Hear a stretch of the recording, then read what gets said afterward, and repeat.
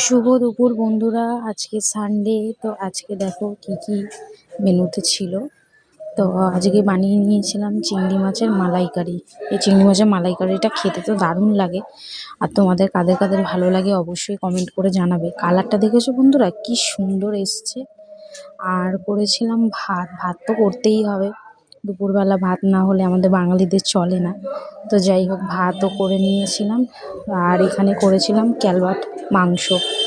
তো দেখো কত সুন্দর তেলটা ছেড়েছে, মশলা দিয়ে সুন্দর করে কষিয়ে নিয়েছি, খুব সুন্দর তেলটা ছেড়েছে। আর এবারে প্রেশারে দিয়ে সিটি মেরে নিলেই হয়ে যাবে। তো দেখো আমার রেডি হয়ে গেছে মাংস। কালারটা দেখো বন্ধুরা, কি দারুণ এসছে। ঝোলও করিনি, আবার একদম শুকনোও করিনি, কিন্তু দারুণ হয়েছে খেতে, এত সুন্দর টেস্ট হয়েছে কি বলবো। তো দেখো কত সুন্দর লাগছে।